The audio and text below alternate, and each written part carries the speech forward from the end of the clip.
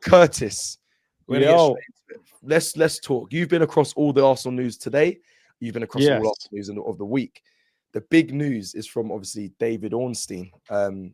He broke the news about Gabriel Magalhães, which I think many fans and actually I suppose and I guess rival fans as well were all waiting to hear is if Gabriel Magalhães, when and if he'll be available back for Arsenal. So I've got the news here. I'm just going to pop it up. Here we go. Right. So just to read everyone, and we're going to discuss this. We're going to break it down. David Ornstein said, Arsenal continuing to assess Gabriel amid concern. So they're still assessing him. Didn't know that. Yeah. Should have read that before. So they're still assessing him, but could miss 1 to 2 months through injury sustained on international duty.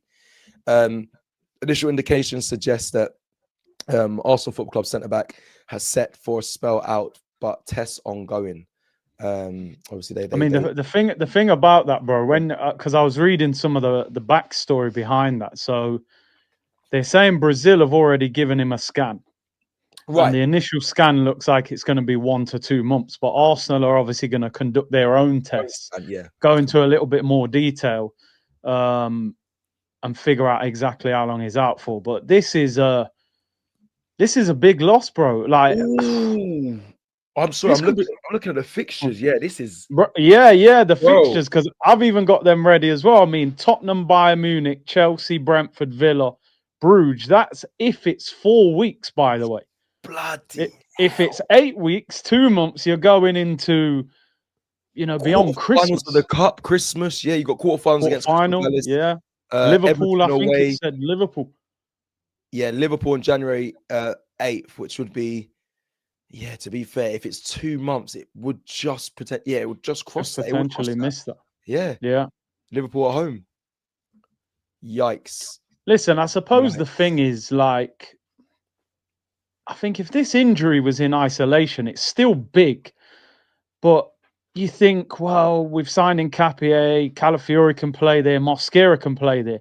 For me, it's the culmination of injury. I know what you're saying. None of them are at his level. But I'm looking at it like, the problem is we've got 5 players. Like, you've done breaking news about 4 times today, bro. Like, Gyökeres set to miss the North London derby. Timber's got a bad cut on his leg. He could miss it. I don't know if you've seen as well. They're saying Havertz has had a setback. Did you see that?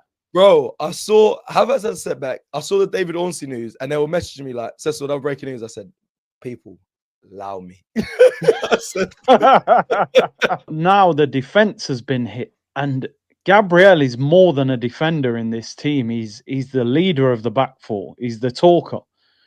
He's the one that's scoring set pieces. He's the one getting assists from set pieces. It's kind of, it's a big loss. But do you know what? We've got to deal with it at the end of the day. I look at it like we had 6 attacking players out and we still went on a decent run. Mm-hmm. Now, I mean, listen, I haven't watched Nketiah a lot of times, right? So there'll be people in the chat who've watched Bundesliga more. From what I've seen of him and from what I've heard about him, he's supposed to be a top centre-back. Agreed. He captained Ecuador the other day. He's won the title with Bayer Leverkusen. It's a £45 million centre-back. Yep. So I'm looking at Nketiah going, that's your time. And some people in the chat might be saying Mosquera, because Mosquera's already played games. He did really well against Liverpool. But I'm kind of looking at Nketiah going, okay, left-sided centre-back, looks very quick, aggressive, played 2 games for Ecuador, played a few games for us. I think it's his time, to be honest. That's what I'm thinking. Don't disrupt that back four too much and get him in there. But yeah, I'm frustrated. I've been talking about this for a few days on my channel. I said it yesterday on Forever, and some people in the chat were disappointed. But I think there's a problem at Arsenal with injuries overall. You know, a lot of people say, "Oh, we're unlucky," and I don't think it is all bad luck. Some of them, yeah, but there's too many of them for it to be. Is the training?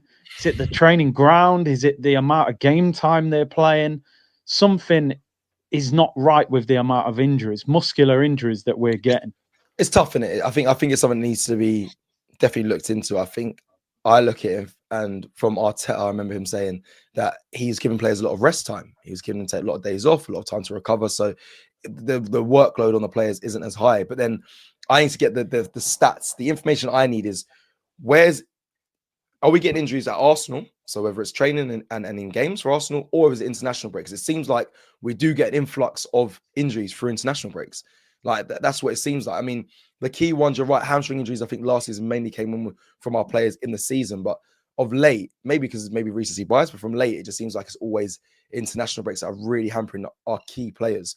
But yeah, I was also reading, just before I go through who I think should be filling in for the Gabriel Magalhães, AFC stuff, or is Isan Khan. He put, this was why when you mentioned about Havertz, this threw me a little bit. It says, it's understood. I was reading this tweet and I was thinking, oh my God, this is great news. And I was like, then wait to hear the end. So he goes, it's understood that all 6 players, Kai Havertz, Victor Gyökeres, Martin Odegaard, Gabriel Jesus, Gabriel Martinelli, and Noni Madueke are likely to be available. He says, I was getting gassed by early December. And I went, another 2 weeks, bro. With some important North London derby in there and a bloody buying me, like, I was like, I just read that and I got to the end. I was like, oh, I have to read this out, because it literally, I went through a range of emotions for that, because I was just like, what is happening? You're right, the injuries are a problem, but it's just like, we need these players to return. And I actually thought they'll be back for this North London derby. I thought this was the week that when most of these players got injured, especially Martin Odegaard, or that it was this date. They said, yes, we'll have him just in back in time for the North London derby. In regards to the back line, let's discuss this. So you've gone in Capie, yeah? Playing to full straight in, right? Yeah. I saw people say Mascara. I don't know about that one either. I think that's more of a Saliba replacement. Not to say that he can't play the left centre back, but I just think in Capie, in my opinion, again, I'm no expert, but he does have the mold of a Gabriel Magalhães. He is the aggressor. He's good in tackles. He will be front-footed. So when it comes to me, and we're front-footed with the press. So for me, Gabriel Magalhães in Capie makes sense. If he's not fully fit, would you start Calafiori? No, if Calafiori is not fully fit, I wouldn't risk him. I mean, Italy have sent him back because they're saying he can't, the overload of training and stuff. I couldn't believe this, because they said Gabriel was training alone with Brazil to manage the load. He's doing too much training, blah, blah, blah. Yeah. Then they're saying the same thing with Calafiori. So I'm thinking, bro, we're only in November. Like, we're not even at the halfway mark of the season, and our players are having to, I need to train by myself. I can't deal with all this football. It's crazy. Which is crazy. But listen, either way, if Calafiori's not 100%, play Skelly. I'll be honest with you, man. The Bayern Munich game is not as important as the 2 Premier League games for me. Like, listen, no, it's not, bro. Honestly, it can't be.